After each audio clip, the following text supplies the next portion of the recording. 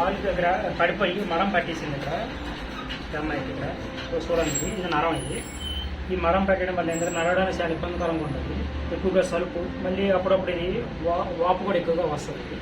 ఈ లక్షణం ఏంటంటే మరంకి తీసే లక్షణం ఏంటంటే మళ్ళీ నరాలని ఒక్కొక్కటి జాయింట్ విధంగా మనం తీయాలి, బయటికి తీయాలి.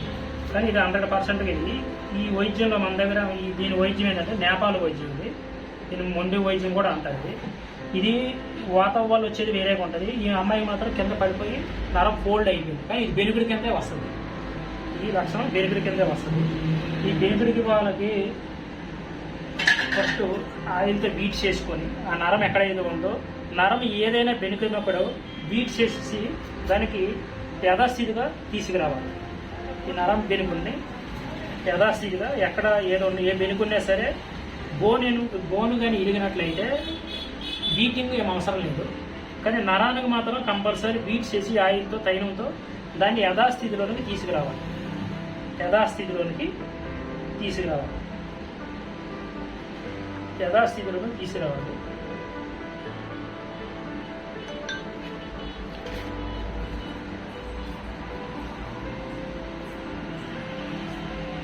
వస్తుందా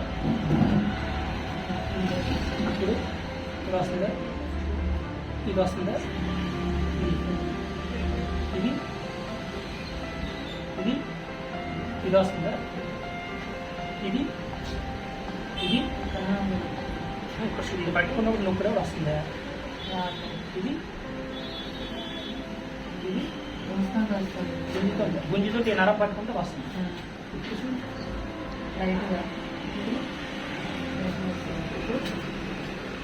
ఇప్పుడు ఈ 5 నరాల్లో ఇది ఎక్కువ వస్తుంది నరం పెట్టుకుంటే.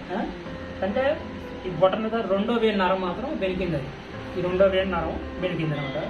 ఈ బెనికుడు కట్టు ఇది 5 days కట్టు, మామూలుగా బెనికింది కాబట్టి ఇది 5 days కట్టు.